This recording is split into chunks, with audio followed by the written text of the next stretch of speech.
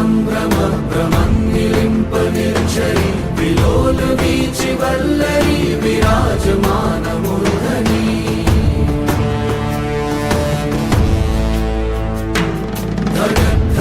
धगज्ज्वलल्ललाटपट्टपावके किशोर चन्द्रशेखरे रति प्रतीक्षणं मम।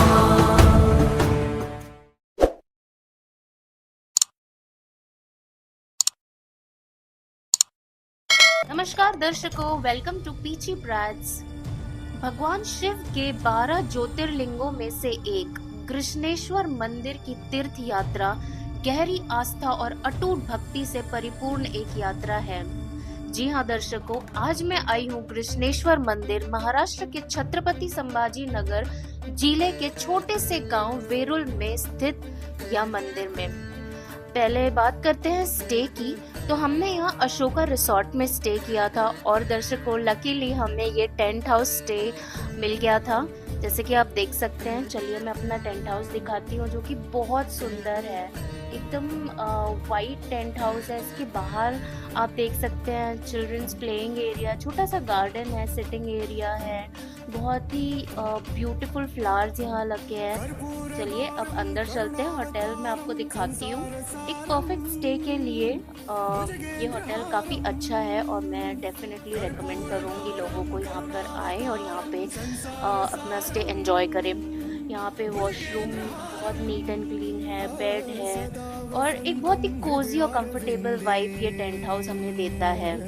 महाराष्ट्र में एलोरा गुफाओं के पास स्थित यह प्राचीन मंदिर दिव्य आशीर्वाद, आध्यात्मिक जागृति और आंतरिक शांति की तलाश में आए भक्तों को आकर्षित करता है। मंदिर में गर्भगृह, अंतराला और सभा मंडप शामिल है। यह यात्रा प्रार्थना और पवित्र हृदय से शुरू होती है, क्योंकि तीर्थयात्री दूर दूर से आते हैं और हर कदम पर ओम नमः शिवाय का जाप करते हैं। मंदिर पहुंचने पर भव्य शिखर और जटिल नक्काशीदार पत्थर की दीवारें श्रद्धा से भर देती है। मंदिर की घंटियां की लयबद्ध ध्वनि, अगरबत्ती की सुगंध और वैदिक भजनों की गूंज एक गहन आध्यात्मिक वातावरण का निर्माण करती है। कृष्णेश्वर शब्द का विशेष महत्व है क्योंकि इसका अर्थ है करुणा के देवता। ऐसा माना जाता है कि मंदिर के भीतर से पवित्र जल निकलता है। कृष्णेश्वर मंदिर में प्रवेश करते समय भक्त कोकिला माता के छोटे से मंदिर में दर्शन के लिए रुकते हैं। ज्योतिर्लिंगों में सबसे छोटा होने के कारण यह भक्तों के हृदय में एक विशेष स्थान रखता है और इसे भारत का 12वां और अंतिम ज्योतिर्लिंग माना जाता है। यह प्राचीन मंदिर प्री हिस्टोरिक दक्षिण भारतीय स्थापत्य शैली और संरचना को दर्शाता है। कथा के अनुसार शिवालय गांव में कृष्णा नाम की एक ब्राह्मण शिव भक्त रहती थी। वह प्रतिदिन 101 लिंगों की नक्काशी करती और संतान प्राप्ति की आशा में उन्हें पास ही के झील में विसर्जित करती थी। जब उसने एक पुत्र को जन्म दिया तो उसकी निसंतान बहन ने ईर्ष्यावश उस पुत्र को झील में फेंक दिया। अपने बच्चे को खोने के दुख से पीड़ित होने के बावजूद वह शिवलिंग की नक्काशी और पूजा करती रहती थी। एक दिन पूजा करते समय उन्होंने अपने पुत्र को झील के किनारे खड़े देखा। तब उन्होंने भगवान से अपनी बहन को क्षमा करने की प्रार्थना की। उनकी पवित्रता से प्रसन्न होकर भगवान शिव ने उनके पुत्र को पुनर्जीवित किया और स्वयं वहां ज्योतिर्लिंग के रूप में प्रकट हुए। परिणाम स्वरूप यह स्थान कृष्णेश्वर के नाम से जाना जाने लगा। कृष्णेश्वर मंदिर भारत का सबसे छोटा ज्योतिर्लिंग मंदिर है। 240 बाय 180 फीट के इस मंदिर में 5 मंजिला शिखर और सबसे ऊपर एक स्वर्णिम कलश है। मुख्य प्रांगण 24 स्तंभों पर बना है। इन 24 स्तंभों पर शिव जी की पौराणिक कथाओं और कथाओं की सूक्ष्म नक्काशी की गई है। अन्य मंदिरों के विपरीत यहाँ कृष्णेश्वर ज्योतिर्लिंग स्पर्श दर्शन की अनुमति देता है, जिसका अर्थ है कि भक्त सीधे कृष्णेश्वर ज्योतिर्लिंग को स्पर्श कर सकते हैं और अभिषेक पूजा कर सकते हैं। पूजा के दौरान विभिन्न मंत्रों का जाप भी यहाँ किया जाता है।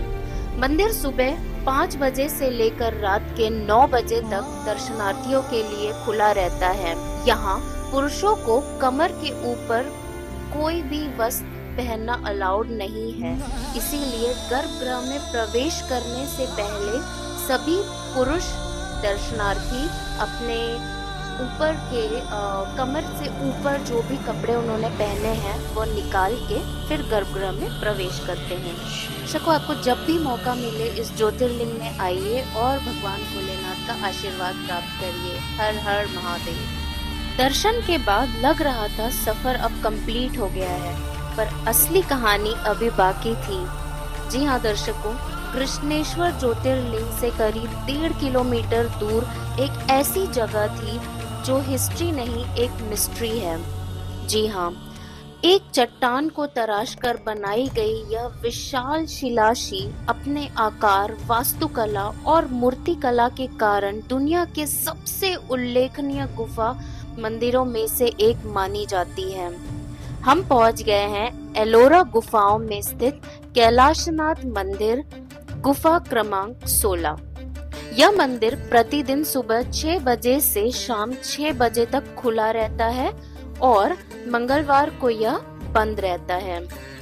प्रवेश शुल्क भारतीयों के लिए लगभग 40 रुपए है, टिकट की मैं बात कर रही हूँ यहाँ पर, और इंटरनेशनल सिटीजन्स के लिए 600 रुपीज है, जबकि 15 वर्ष से कम आयु के बच्चों के लिए यहाँ प्रवेश निशुल्क है। भीड़ और गर्मी से बचने के लिए सुबह का समय दर्शन के लिए यहाँ पर सबसे अच्छा माना जाता है। पहली नजर में ही दिमाग ने एक्सेप्ट करने से मना कर दिया, क्योंकि ये जो आप देख रहे हो ना, ये बनाया नहीं गया है, ये कार्व आउट किया गया है, ये निकाला गया है। एक ही पत्थर ऊपर से नीचे तक काटा गया और उसमें से निकला पूरा का पूरा मंदिर। ना अलग पीसेस, ना कोई जॉइंट, सिर्फ एक पत्थर और उसमें छुपा हुआ था यह कैलासा मंदिर। इनमें सबसे उल्लेखनीय है प्रवेश द्वार पर स्थित अखंड हाथी और विजय स्तंभ, नंदी की प्रतिमा, महामंडप की छत पर एक वृत्त में खड़े 4 शेरों की मूर्तियां और मंदिर के आधार पर हाथी की मूर्तियां, जो देखने वाले को यह आभास कराती है कि पूरी संरचना इन जानवरों के पीठ पर टिकी हुई है। महाराष्ट्र के एलोरा में स्थित कैलासा मंदिर, गुफा संख्या 16 एक 1200 वर्ष प्राचीन अखंड संरचना है, जिसे एक बेसाल्ट चट्टान को ऊपर से नीचे तक तराश कर बनाया गया था, न कि ऊपर की ओर निर्माण करके। इसे एक रहस्य माना जाता है, क्योंकि आधुनिक मशीनों के बिना केवल 18 से 20 वर्षों में लगभग 4 लाख टन चट्टान को हटाकर इस जटिल और विशाल संरचना का निर्माण किया गया था। कुछ स्थान न केवल आपको मंत्रमुग्ध कर देते हैं, बल्कि आपको आश्चर्यचकित भी कर देते हैं। एलोरा में स्थित कैलासा मंदिर, जिसे गुफा संख्या 16 के नाम से भी जाना जाता है, उन अद्वितीय वास्तुशिल्प चमत्कारों में से एक है जो आपको अवाक कर देती है। यह एलोरा गुफाओं के 34 गुफा मंदिरों और मठों में से एक है, जो भारत और महाराष्ट्र के सबसे अधिक देखे जाने वाले धरोहर स्थलों में से हैं। एक ही चट्टान से तराशी गई यह विशाल संरचना विश्व की सबसे बड़ी अखंड खुदाई में से एक मानी जाती है और भारत के सबसे उल्लेखनीय गुफा मंदिरों में से एक के रूप में विख्यात है।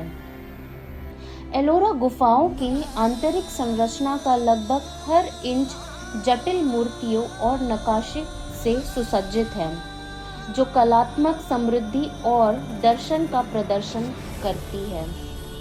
इन गुफाओं को प्राचीन भारतीय सभ्यता की एक प्रमुख उपलब्धि बनाती है। यह दुनिया का सबसे बड़ा पत्थर तराश कर बनाया गया ढांचा है, जिसे ऊपर से नीचे की ओर काटकर तैयार किया गया था। इसकी विशेषता यह है कि यह 200 फीट लंबा, 100 फीट चौड़ा और 90 फीट ऊंचा है, जो कि कैलाश पर्वत की तरह दिखता है। यह द्रविड़ वास्तुकला का एक बेहतरीन उदाहरण है। यूनेस्को विश्व धरोहर स्थल भी इसे कहा जाता है। कहा जाता है कि इस मंदिर को तैयार करने में करीब 150 वर्ष लग गए थे और लगभग 60,000 मजदूरों ने लगातार इस पर काम किया था।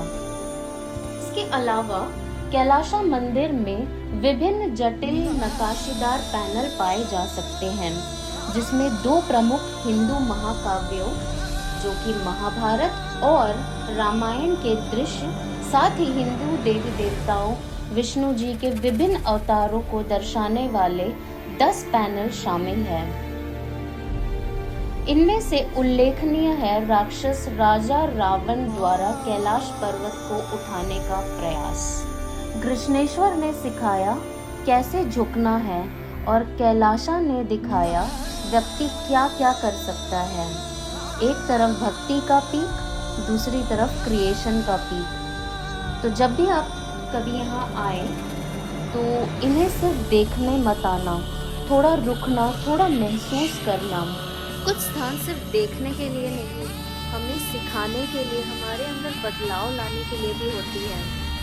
तो दर्शकों, अगर आपको यह वीडियो पसंद आया हो तो कृपया इसे शेयर करें, इसे लाइक करें, कमेंट करना ना भूलें, क्योंकि हम अपनी विरासत को जितना अधिक समझेंगे उतना ही अधिक हम इसे संरक्षित कर पाएंगे। बहुत बहुत धन्यवाद।